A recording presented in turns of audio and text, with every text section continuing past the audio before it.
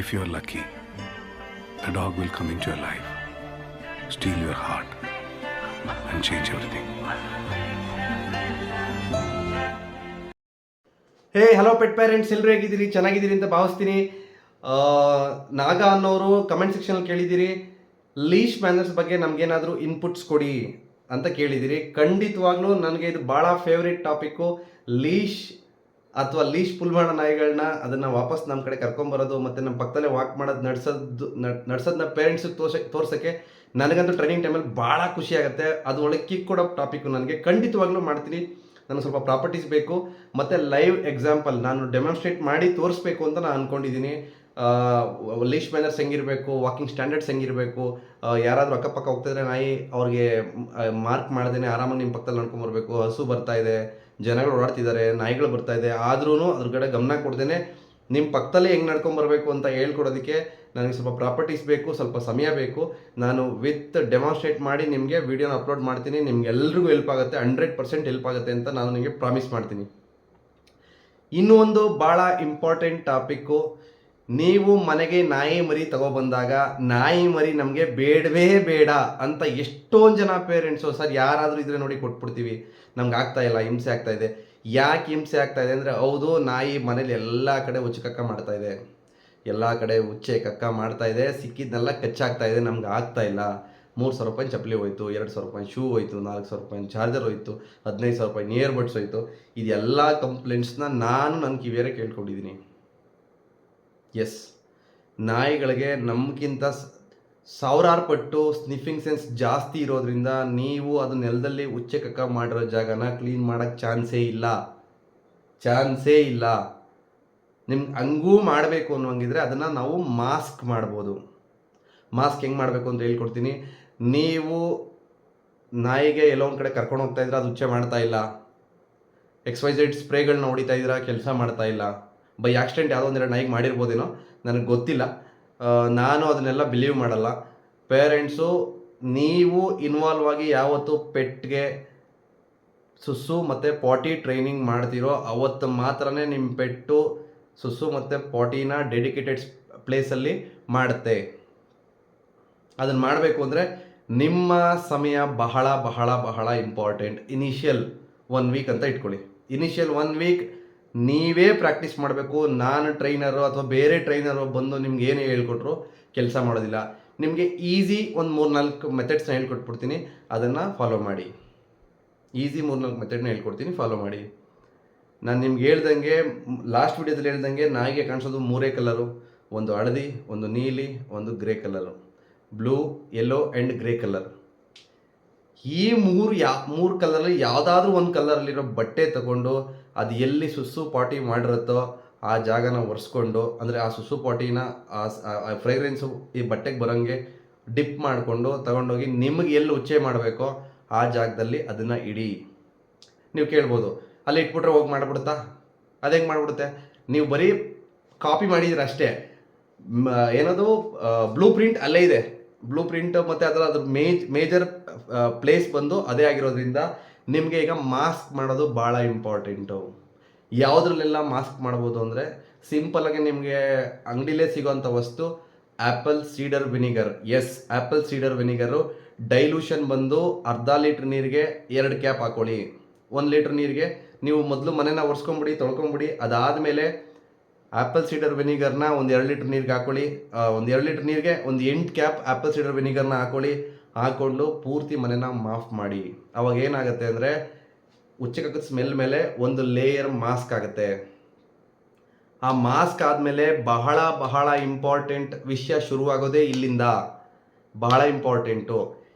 ನಿಮ್ಮ ಹತ್ರ 1.5-2 ತಿಂಗಳು ಒಳಗಡೆ ಪಪ್ಪಿ ಇದೆ ಅಂದರೆ ಎವ್ರಿ 1 ಅವರ್ ಒನ್ಸ್, ಪ್ರತಿ 1 ಗಂಟೆಗೆ ಒಂದು ಸಲ ನೀವು ಅದು ಎಲ್ಲಿ ಕಕ್ಕ ಮಾಡಬೇಕೋ ಅಲ್ಲಿ ಕರ್ಕೊಂಡು ಹೋಗಬೇಕು. ಪ್ರತಿ 1 ಗಂಟೆಗೆ ಒಂದು ಸಲ ಕರ್ಕೊಂಡೋಗಿ. ನೀವು ಯಾವ ಸಾಟರ್ಡೆ ಸಂಡೇ ರಜೆಲಿರ್ತಿಲ್ಲ ಅವತ್ತಿಂದನೇ ಶುರು ಮಾಡಿ. ಪ್ರತಿ 1 ಗಂಟೆಗೆ ಒಂದು ಸಲ ಕರ್ಕೊಂಡೋಗಿ ಅಲ್ಲಿ ನಿಲ್ಲಿಸ್ಕೊಳ್ಳಿ. ಏನೂ ಹೇಳ್ಬೇಡಿ, ಏನೂ ಹೇಳ್ಬಾರ್ದು. ಅದಕ್ಕೆ ಯಾವ ರಿವಾರ್ಡ್ ಇಲ್ಲ, ಇನ್ಫೋರ್ಸ್ ಇಲ್ಲ, ಏನೂ ಬೇಡ. ಸುಮ್ಮನೆ ಜಸ್ಟ್ ಹೋಗಿ ಅದನ್ನು ಮಾತಾಡಿಸ್ಬೇಡಿ, ಅದನ್ನು ನೋಡಬೇಡಿ. ಅದು ನೀವು ಅದನ್ನು ನೋಡ್ತಾರೆ, ಅದು ನಿಮ್ಮನ್ನೇ ನೋಡ್ತಾ ನಿಂತಿರುತ್ತೆ. ನೀವು ಮಾತಾಡ್ಸಿದ್ರೆ ನಿಮ್ಮನ್ನೇ ಕೇಳಿಸ್ಕೊಂಡು ನಿಂತಿರ್ತಿಲ್ಲ, ನಿಮ್ಮನ್ನೇ ನೋಡ್ತಿರುತ್ತೆ. ಆವಾಗ ಅದು ಸ್ನಿಫ್ ಮಾಡೋದಿಲ್ಲ. ಸ್ನಿಫ್ ಮಾಡಲಿಲ್ಲ ಅಂದರೆ ಮಾಡೋದಿಲ್ಲ. ಉಚ್ಚೆ ಮಾಡಬೇಕು ಅಂದರೆ ಸೈಲೆಂಟಾಗಿ ನಿಂತ್ಕೊಳ್ಳಿ. ಆಮೇಲೆ ಇನ್ನೂ ಒಂದು ಭಾಳ ಇಂಪಾರ್ಟೆಂಟ್ ವಿಷಯ ಏನು ಅಂದರೆ, ಭಾಳ ಇಂಪಾರ್ಟೆಂಟು, ಏನಾದರೂ ನಿಮಗೆ ಆ ಜಾಗದಲ್ಲಿ ಉಚ್ಚೆ ಮಾಡಬೇಕು ಅಂದರೆ ಆ ಜಾಗ ಅದಕ್ಕೆ ಯಾವಾಗಲೂ ಅವೈಲೇಬಲ್ ಇರಬೇಕು, ಓಪನ್ ಆಗಿರಬೇಕು. ನೀವು ಕ್ಲೋಸ್ ಮಾಡಿಬಿಟ್ಟು ಅದು ಬೇಕಾದಾಗ ಬೊಗಳಲ್ಲಿ ನಾವು ಕರ್ಕೊಂಡು ಹೋಗ್ತೀವಿ ಅಂದರೆ ಚಾನ್ಸ್ ಇಲ್ಲ. ನೀವೇ ಪ್ರತಿಯೊಂದು ಗಂಟೆಗೆ ಒಂದು ಸಲ ಕರ್ಕೊಂಡೋಗಿ ವೆಯ್ಟ್ ಮಾಡಿ. 100 ಸಲ ಕರ್ಕೊಂಡೋದ್ರಿ, ಉಚ್ಚೆ ಮಾಡಲಿಲ್ಲ, ಇಟ್ಸ್ ಓಕೆ, ಸ್ಟಿಲ್ ನೀವು ಪ್ರೊಸೆಸಲ್ಲೇ ಇದ್ದೀರಾ. ಕರ್ಕೊಂಡೋಗಿ ನಿಲ್ಲಿಸ್ಕೊಳ್ಳಿ. ನಿಂತ್ಕೊಂಡ್ರೆ ನೀವು ಅಲ್ಲಿ ಉಚ್ಚೆ ಮಾಡೋ ಚಾನ್ಸಸ್ 99. ನಿಮಗೆ ಈ ಇನ್ಫೋರ್ಸು ನಿಮ್ಗೆ ಬೇಕಾಗಿರೋ ಜಾಗಕ್ಕೆ ಹೋಗೋಕ್ಕೆ 1 ವಾರ ಸಮಯ ಹಿಡಿಬೋದು. 1 ವಾರದೊಳಗಡೆ ನಿಮಗೆ ಎಲ್ಲಿ ಬೇಕೋ ಅಲ್ಲಿ ಉಚ್ಚೆ ನಾಯಿ ಮಾಡೋಕ್ಕೆ ಶುರು ಮಾಡುತ್ತೆ. ಯಾವುದೇ ಕಾರಣಕ್ಕೂ ಉಚ್ಚೆ ಮಾಡೋ ಜಾಗದಲ್ಲಿ ಅದಕ್ಕೆ ಗಾಬರಿ ಆಗೋಂಥ ಯಾವ ಕೆಲಸನೂ ಮಾಡಬೇಡಿ.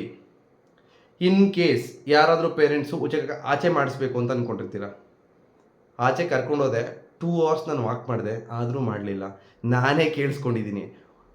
ಮಾಡಬೇಕು ಅಂದರೆ ನೀವು ಶಬ್ದ ಕಮ್ಮಿ ಇರೋ ಜಾಗಕ್ಕೆ ಕರ್ಕೊಂಡೋಗಿ, ಅಥವಾ ನಿಮಗೆ ಗಾಡಿಗಳು ಓಡಾಡದಿರೋ ಜಾಗಕ್ಕೆ ಕರ್ಕೊಂಡೋಗಿ, ಬೇರೆ ನಾಯಿಗಳು ಇಲ್ಲದೇ ಇರೋ ಜಾಗಕ್ಕೆ ಕರ್ಕೊಂಡೋಗಿ. ಪಪ್ಪಿ ಆಗಿರೋದ್ರಿಂದ ಅದಕ್ಕೆ ಇನ್ಫೆಕ್ಷನ್ ಬರೋ ಚಾನ್ಸಸ್ಸು ಇರುತ್ತೆ. ಸೊ ನೀವು ಈ ಜಾಗಕ್ಕೆ ಕರ್ಕೊಂಡೋದಾಗ ಏನಾಗುತ್ತೆ ಅಂದರೆ ಪೆಟ್ಟು ಸ್ಲೋಲಿ ಉಚ್ಚೆ ಮಾಡೋಕ್ಕೆ ಶುರು ಮಾಡುತ್ತೆ. ಆದರೆ ಫ್ರೀಕ್ವೆಂಟಾಗಿ ಕರ್ಕೊಂಡೋಗ್ಬೇಕು. ಇದು ಭಾಳ ಇಂಪಾರ್ಟೆಂಟು. ನಮ್ಮ ಹತ್ರ ಇವತ್ತು ಕರ್ಕೊಂಡೋದ್ರೆ ನಾಳೆ ಸಮಯ ಇಲ್ಲ ಅಂದರೆ ತಪ್ಪಾಗುತ್ತೆ, ಮತ್ತು ಅದಿಲ್ಲೇ ಉಚ್ಚೆ ಮಾಡೋಕ್ಕೆ ಶುರು ಮಾಡುತ್ತೆ. ಆಮೇಲೆ ಯಾವ ಜಾಗದಲ್ಲಿ ನಾಯಿ, ಇನ್ ಕೇಸ್ ನಿಮ್ಗೆ ಹಂಗೂ ಕಂಟ್ರೋಲ್ ಮಾಡೋಕ್ಕಾಗಿಲ್ಲ ಅಂದರೆ, ಯಾವ ಜಾಗದಲ್ಲಿ ನಾಯಿ ಉಚ್ಚೆ ಮಾಡುತ್ತೋ ಆ ಜಾಗದಲ್ಲೇ ಊಟ ಕೊಡಿ. ಆ ಜಾಗದಲ್ಲಿ ಅದನ್ನು ಮಲ್ಕೊಳಕ್ಕೆ ಬಿಡಿ. ನಾಯಿ ಮಲ್ಕೊಳ್ಳೋ ಜಾಗದಲ್ಲಿ, ಊಟ ಮಾಡೋ ಜಾಗದಲ್ಲಿ ಉಚ್ಚೆ ಮಾಡೋದಿಲ್ಲ. ನೀವು ಕೇಜಲ್ಲಿ ಕೂಡ ಹಾಕ್ಬಿಟ್ಟು ಅದಕ್ಕೇನು ಬೇರೆ ದಾರಿನಿಲ್ಲ ಅಂದರೆ ಬೇರೆ ಥರ ಲೆಕ್ಕಾಚಾರ. ನೀವು ಓಪನ್ ಆಗಿ ಬಿಟ್ಟಿದ್ರೆ ಯಾವುದೇ ಕಾರಣಕ್ಕೂ ಅದನ್ನು ಉಚ್ಚೆ ಮಾಡೋದಿಲ್ಲ. ಓಕೆ, ಇದು ಒಂದು ರೀತಿ. ಇನ್ನೂ ಒಂದು ಏನು ಅಂದರೆ, ಕೇಜ್ ಇಟ್ಕೊಳ್ಳಿ, ಒಂದು ಕ್ರೇಟ್ ಇಟ್ಕೊಳ್ಳಿ. ಕ್ರೇಟಿಂದ ಡೆಸಿಗ್ನೇಟೆಡ್ ಪ್ಲೇಸು ಇಲ್ಲಿ ಉಚ್ಚೆ ಮಾಡಬೇಕು, ಅಲ್ಲಿಂದ ಕ್ರೇಟಿಂದ ಅಲ್ಲಿಗೆ, ಅಲ್ಲಿಂದ ಕ್ರೇಟ್ಗೆ. ಇಷ್ಟು ಎಕ್ಸಸೈಸ್ ಮಾಡಿದ್ರೂ ನಿಮಗೆ ಪ್ರಾಬ್ಲಮ್ ಸಾಲ್ವ್ ಆದಂಗೆ. ಯಾಕೆಂದರೆ ಪಪ್ಪಿ ಸ್ಟೇಜಲ್ಲಿ ಬ್ಲಾಡರ್ ಇನ್ನೂ ಡೆವಲಪ್ ಆಗಿಲ್ದಿರೋದ್ರಿಂದ ಜಾಸ್ತಿ ಸಲ ಉಚ್ಚೆ ಮಾಡುತ್ತೆ. ನೀವು ಈಗ ಕರ್ಕೊಂಡೋಗಿ ಬಂದಿರ್ತೀರಾ, ಮತ್ತೆ ಮನೆಗೆ ಬಂದು ಮಾಡುತ್ತೆ, ಈಗ ಕರ್ಕೊಂಡೋಗಿ ಬಂದಿರ್ತೀರಾ, ಮತ್ತೆ ಬಂದು ಅಲ್ಲೂ ಮಾಡುತ್ತೆ, ಇಲ್ಲೂ ಮಾಡುತ್ತೆ. ಸೊ ನೀವು ಇದನ್ನು ಫ್ರೀಕ್ವೆಂಟಾಗಿ ಮಾಡ್ತಾ ಇದ್ದರೆ ನಾಯಿಗೆ ಅರ್ಥ ಆಗುತ್ತೆ, ಅಥವಾ ನಿಮ್ಮ ಪೆಟ್ಗೆ ಅರ್ಥ ಆಗುತ್ತೆ, ನಂದು ಡೆಸಿಗ್ನೇಟೆಡ್ ಪ್ಲೇಸು ಅಲ್ಲಿ. ನೀವು ಅಲ್ಲಿ ಬೇಕಾದರೆ ಏನಾದರೂ ಹೈ ವ್ಯಾಲ್ಯೂ ಟ್ರೀಟ್ ಕೊಡಬೇಕು. ಯಾವತ್ತೂ ಕೊಟ್ಟಿರದೇ ಇರೋಂಥದ್ದು ಇಲ್ಲ ಕೊಡದೇ ಇರೋಂಥ ಟ್ರೀಟ್ನ ಕೊಡಬೇಕು. ನೀವು ಬಿಸ್ಕೆಟ್ ಕೊಟ್ಬಿಟ್ಟು ನೀವು ಉಚ್ಚೆ ಮಾಡು ಅಂದರೆ ನೆಕ್ಸ್ಟ್ ಬಿಸ್ಕೆಟ್ ಬೇಕು ಅಂತ ನಿಮ್ಮ ಮುಂದೆ ಉಚ್ಚೆ ಮಾಡುತ್ತೆ. ನಿಮಗೆ ಇನ್ನೂ ಒಂದು ಭಾಳ ಇಂಪಾರ್ಟೆಂಟ್ ವಿಷಯ ಹೇಳ್ತೀನಿ ಕೇಳಿ. 99% ಪೆಟ್ಸು ಮನೆಯಲ್ಲಿ ಉಚ್ಚೆ ಮಾಡೋದು ಬ್ಲಾಡರ್ ಟ್ರಿಗರ್ ಮಾಡಿ ಅಲ್ಲ, ಬದಲಿಗೆ ನಿಮ್ಮ ಅಟೆನ್ಷನ್ ಬೇಕು ಅಂತ. ಏಯ್ ನೋಡು, ಇಲ್ಲೇ ಉಚ್ಚೆ ಮಾಡಿಬಿಟ್ಟಿದೆ, ಯಾರು ಕ್ಲೀನ್ ಮಾಡ್ತಾರೆ, ನೋಡಿ ಇಲ್ಲಿ ಮಾಡಿದೆ, ಅಮ್ಮ ಮಾಡಿಬಿಡ್ತು, ಉಚ್ಚೆ ಮಾಡಿಬಿಡ್ತು. ಇದನ್ನೆಲ್ಲ ಹೇಳ್ತಾ ನೀವೇ ಮಾರ್ಕ್ ಮಾಡ್ತಾ ಇದ್ದೀರಾ. ನೀನು ಉಚ್ಚೆ ಮಾಡಿದ್ರೆ ನಾನು ನಿನ್ಗೆ ಅಟೆನ್ಷನ್ ಕೊಡ್ತೀನಿ, ಆ ವಿಷಯ ಇಟ್ಕೊಂಡು ಅದ್ರ ಬಗ್ಗೆ ಅದನ್ನು ಅಡ್ರೆಸ್ ಮಾಡ್ಕೊಂಡು ಮಾತಾಡ್ತೀನಿ. ದಯವಿಟ್ಟು ಮಾಡಬೇಡಿ. ನಾಯಿ ಮುಂದೆ ಉಚ್ಚೆಗಾಗ ಕ್ಲೀನೇ ಮಾಡಬೇಡಿ ಅಂತೀನಿ ನನ್ನ ಕೇಳಿದ್ರೆ. ಇರಲಿ, ಅಲ್ಲೇ ಇರಲಿ, ಪರವಾಗಿಲ್ಲ. ನೆಗೆಟಿವ್ ರೀಇನ್ಫೋರ್ಸ್ ಬೇರೆ ಇದೆ, ಪಾಸಿಟಿವ್ ರೀಇನ್ಫೋರ್ಸಲ್ಲಿ ಇಷ್ಟೆಲ್ಲ ವಿಷಯ ಇದೆ. ನೀವು ಇದನ್ನು ಫಾಲೋ ಮಾಡಿದ್ರೆ 100% ನಿಮ್ಮ ಪೆಟ್ಟು ಡೆಸಿಗ್ನೇಟೆಡ್ ಪ್ಲೇಸಲ್ಲಿ ಉಚ್ಚೆ ಮಾಡೋದನ್ನ ಶುರು ಮಾಡುತ್ತೆ. ಫ್ರೀಕ್ವೆಂಟಾಗಿ ವಾಕ್ ಮಾಡಿಸಿ, ಕಾಮಾಗಿರಿ, ಮತ್ತು ಕಾಮಾಗಿರೋ ರೋಡ್ಗಳಿಗೆ ಕರ್ಕೊಂಡೋಗಿ ಅಲ್ಲೇ ಅದು ಸ್ಲೋಲಿ ಉಚ್ಚೆ ಮಾಡೋದಕ್ಕೆ ಶುರು ಮಾಡುತ್ತೆ. ಆಮೇಲೆ ಮನೇಲಿ ಮಾಡೋದನ್ನ ಬಿಟ್ಬಿಡುತ್ತೆ. ಇನ್ನು ಅಡಲ್ಟ್ಸು ಅಕಸ್ಮಾತ್ ನೀವು ಕರ್ಕೊಂಡು ಹೋಗ್ತಾ ಇದ್ದೀರಾ, ನಾನು ಹೇಳಿದ ಎಲ್ಲ ಸ್ಟೆಪ್ಸು ಫಾಲೋ ಮಾಡ್ತಾ ಇದ್ದೀರಾ, ಆದರೂ ಆಗ್ತಾ ಇಲ್ಲ ಅಂದರೆ ಏನು ಮಾಡಬೇಕು ಅಂತ ಕೇಳಿದ್ರೆ, ಇನ್ ಕೇಸ್ ಒಂದು 4-5 ತಿಂಗಳು ಪಪ್ಪಿ ಇದೆ, ಅದಕ್ಕೆ ಸುಸುವೆಲ್ಲ ಹೊರಗಡೆ ಮಾಡುತ್ತೆ, ಪಾಟಿ ಮಾತ್ರ ಮನೆಯಲ್ಲೇ ಬಂದು ಮಾಡುತ್ತೆ ಅನ್ನೋರಿಗೆ, ನಿಮ್ಮದು 4-5 ತಿಂಗಳು ಮರಿ ಇದೆ ಅಂದರೆ ನೀವು ಐಸ್ ಕ್ಯೂಬ್ನ ತಗೊಂಡು ಅದು ಪಾಟಿ ಬರುತ್ತಲ್ಲ ಗುರುದ್ವಾರ, ಅಲ್ಲಿ ಅದನ್ನು ರಬ್ ಮಾಡಿದ್ರೂ ನಿಮಗೆ ಅದು ಪಾಟಿ ಮಾಡೋ ಪರ್ಸೆಂಟೇಜ್ 80 to 90 ಆನ್ ಸ್ಪಾಟಲ್ಲಿ. ಹೌದು, ಅದಕ್ಕೆ ಪಾಟಿ ಮಾಡೋಕ್ಕೆ ಅದು ಪ್ರೆಷರ್ ಕೊಡುತ್ತೆ, ಅಥವಾ ಏನೋ ಕಚ್ಗುಳಿಯಾಗಿ ಪಾಟಿ ಮಾಡೋಕ್ಕೆ ಶುರು ಮಾಡುತ್ತೆ. ಇದಿಷ್ಟು ವಿಷಯಗಳನ್ನ ಗಮನದಲ್ಲಿಟ್ಕೊಳ್ಳಿ. ನೀವು ಮನೇಲಿರೋ ಉಚ್ಚೆ ಸ್ಮೆಲ್ನ ನಿಮಗೆಲ್ಲ ನಾಯಿಗೆ ಮಾಸ್ಕ್ ಮಾಡಬೇಕು ಅನ್ನೋಂಗಿದ್ರೆ ಆ್ಯಪಲ್ ಸೀಡರ್ ವಿನಿಗರ್ನ ಉಪಯೋಗಿಸಿ. ಆ್ಯಪಲ್ ಸೀಡರ್ ವಿನಿಗರ್ದು ಡೈಲ್ಯೂಷನ್ ಬಂದು ಅರ್ಧ ಲೀಟ್ರ್ ನೀರಿಗೆ 2 ಕ್ಯಾಪು. ನೀವು ಎಷ್ಟು ನೀರು ತಗೋತೀರೋ ಅದಕ್ಕೆ 2 ಕ್ಯಾಪ್, ಅಂದರೆ ಅರ್ಧ ಲೀಟ್ರಿಗೆ ಅಂದರೆ 1 ಲೀಟ್ರಿಗೆ 4 ಕ್ಯಾಪ್ ಆಯಿತು. ಆ ಥರ ಎಷ್ಟು ಲೀಟ್ರ್ ನೀರು ಬೇಕೋ ಅದನ್ನು ಡೈಲ್ಯೂಟ್ ಮಾಡಿಕೊಂಡು ನೀವು ಉಪಯೋಗಿಸ್ಕೊಳ್ಳಿ. ಅದು ಮಾಸ್ಕ್ ಆದಮೇಲೆ ಪ್ರತಿ ಅರ್ಧ ಪುರ್ಸೊತ್ತಾಗಿರೋ ಅರ್ಧ ಗಂಟೆಗೆ ಸುಮ್ಮನೆ ಹಿಂಗೆ ಹೋಗಿ ಸುಮ್ಮನೆ ಹಿಂಗೆ ಬನ್ನಿ. ಯಾವುದೇ ಕಾರಣಕ್ಕೂ ಬೆಳಗ್ಗೆ ಬಿಟ್ಬಿಟ್ಟು ಸಾಯಂಕಾಲ ಬಂದು ನನ್ನ ನಾಯಿ ಉಚ್ಚೆ ಕರ್ಕೊಂಡೋಗ್ತೀನಿ ಅದೆಲ್ಲೇ ಮಾಡಬೇಕು ಅಂದರೆ ಅದು ಆಗದೇ ಇರೋ ಕೆಲಸ. ಅದಕ್ಕೂ ಮೆಚುರಿಟಿ ಬರುತ್ತೆ, ಆರ್ಗನ್ಸ್ ಡೆವಲಪ್ ಆಗುತ್ತೆ, ಆಮೇಲೆ ಅದು ಆ ಕೆಲಸ ಮಾಡುತ್ತೆ. ಅಲ್ಲಿವರೆಗೂ ನಿಮ್ಮದು ಬಹಳ ಇಂಪಾರ್ಟೆಂಟ್ ರೋಲು, ನಿಮ್ಮ ಪೆಟ್ನ ನೀವೇ ಟ್ರೈನ್ ಮಾಡಬೇಕು. ಯಾವ ಟ್ರೈನರ್ ಆಗಲಿ, ಯಾವ ಸ್ಪ್ರೇ ಆಗಲಿ, ಯಾವ ಮ್ಯಾಟ್ ಆಗಲಿ ಕೆಲಸ ಮಾಡಲ್ಲ. ಆ ಮ್ಯಾಟ್ಗೆ ಅಸೋಸಿಯೇಟ್ ಮಾಡಿಸೋದೇ. ಇನ್ನೂ ಒಂದು ವಿಷಯ ಏನು, ನಮ್ಮ ನಾಯಿ ಮನೇಲಿ ಎಲ್ಲಿ ಮ್ಯಾಟ್ ಹಾಕಿರ್ತೀವೋ ಅಲ್ಲೇ ಹೋಗಿಚ್ಚೆ ಮಾಡುತ್ತೆ, ಬೇರೆ ಕಡೆ ಎಲ್ಲೂ ಮಾಡೋದೇ ಇಲ್ಲ. ಅದನ್ನು ನೀವು ಡೆಸಿಗ್ನೇಟೆಡ್ ಪ್ಲೇಸ್ಗೆ ಅದನ್ನು ಕನ್ವರ್ಟ್ ಮಾಡಬೇಕು ಅಂದರೆ ಈಸಿ ಟಾಪಿಕ್ಕು. ಮನೆಯಲ್ಲಿರೋ ಮ್ಯಾಟ್ ಎಲ್ಲ ತೆಗೆದ್ಬಿಡಿ, ಅದು ಯಾವ ಮ್ಯಾಟ್ ಮೇಲೆ ಉಚ್ಚೆ ಮಾಡೋದು ಅದೊಂದೇ ಒಂದು ಮ್ಯಾಟ್ ಇಡಿ. Slowly slowly slowly slowly slowly ಆ ಮ್ಯಾಟ್ನ ಎಲ್ಲಿ ಅದು ಉಚ್ಚೆ ಮಾಡಬೇಕೋ ಅಲ್ಲಿಗೆ ಬದಲಿಸಿ, ಅಂದರೆ ಜಾಗ ಬದಲಾಯಿಸಿ. ಸ್ವಲ್ಪನೇ ಒಂದು ವಾರ ಆಗಲಿ ಸಮಯ. ನೀವು ಒಂದೇ ದಿನಕ್ಕೆ ಇಲ್ಲಿಂದ ಅಲ್ಲಿ ಇಟ್ಬಿಟ್ಟು ಅಲ್ಲಿ ಮಾಡು ಅಂದರೆ ತಪ್ಪಾಗುತ್ತೆ. ಒಂದೊಂದು ಸ್ವಲ್ಪನೇ ತೊಗೊಂಡೋಗಿಟ್ಟು ಬಾತ್ರೂಮಲ್ಲೋ ಅಥವಾ ಬಾಲ್ಕನಿಲೋ ಎಲ್ಲಿ ಬೇಕೋ ಅದನ್ನು ಅಲ್ಲಿ ಉಚ್ಚೆ ಮಾಡೋಂಗೆ ಮಾಡಿ. ನಿಮಗಿದು ಈಸಿ ಮೆಥಡು. ಅದ್ರಲ್ಲಿ ಸುಸ್ಸು ಪಾಟಿನ ಮ್ಯಾಟ್ ಮೇಲೆ ಮಾಡುತ್ತೆ ನಾಯಿಗಳಿಗೆ. ಇದಂತೂ ಅದನ್ನು ಕನ್ವರ್ಟ್ ಮಾಡೋದು ಭಾಳ ಇಂಪಾರ್ಟೆಂಟ್. ಅದು ಜಾಗಕ್ಕೆ ಅಸೋಸಿಯೇಟ್ ಆಗಿರಲ್ಲ, ಅದು ಮ್ಯಾಟ್ಗೆ ಅಸೋಸಿಯೇಟ್ ಆಗಿರುತ್ತೆ. ಸೊ ಮ್ಯಾಟ್ನ ನೀವು ಸ್ಲೋಲಿ ಅದನ್ನು ಜಾಗ ಬದಲಾಯಿಸಿದ್ರೆ ನಿಮ್ಗೆ ಈಸಿಯಾಗೆ ಸುಸ್ಸು ಪಾಟಿ ನಿಮ್ಗೆ ಅದೆಲ್ಲಿ ಬೇಕೋ ಅಲ್ಲಿ ಮಾಡೋಕ್ಕೆ ಶುರು ಮಾಡುತ್ತೆ.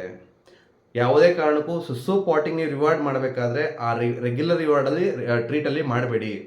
ರೆಗ್ಯುಲರ್ ಟ್ರೀಟಲ್ಲಿ ನೀವು ಮಾಡಿದ್ರೆ ಮತ್ತೆ ನಿಮಗೆ ಅದಕ್ಕೆ ಆ ಟ್ರೀಟ್ ಬೇಕು ಅನಿಸ್ದಾಗೆಲ್ಲ ಅಸೋಸಿಯೇಟ್ ಆದಾಗೆಲ್ಲನೂ ಉಚ್ಚೆ ಮಾಡೋಕ್ಕೆ ಶುರು ಮಾಡಿಬಿಡುತ್ತೆ.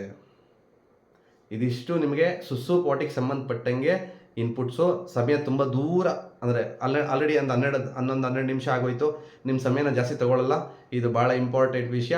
Thank you so much. Bye. Next ವಿಡಿಯೋದಲ್ಲಿ ನಾವು ಮೀಟ್ ಮಾಡೋಣ. ಸಾಧ್ಯವಾದರೆ ನೆಕ್ಸ್ಟ್ ವಿಡಿಯೋದಲ್ಲಿ ಬೈಟಿಂಗ್ ಹ್ಯಾಬಿಟ್ಸ್ ಬಗ್ಗೆ ಮಾತಾಡ್ತೀನಿ. ಇಲ್ಲ ಅಂದರೆ ಇವ್ರದ್ದು ನಾಗ ಅವ್ರದ್ದು ಏನು ಲೀಶ್ ಮ್ಯಾನರ್ಸ್ ಬಗ್ಗೆ ಏನು ಕೇಳಿದಾರಲ್ಲ ಆ ವಿಷಯದ ಮೇಲೆ ಮಾತಾಡ್ತೀನಿ. ಥ್ಯಾಂಕ್ ಯು ಸೋ ಮಚ್ ಎಲ್ರಿಗೂ.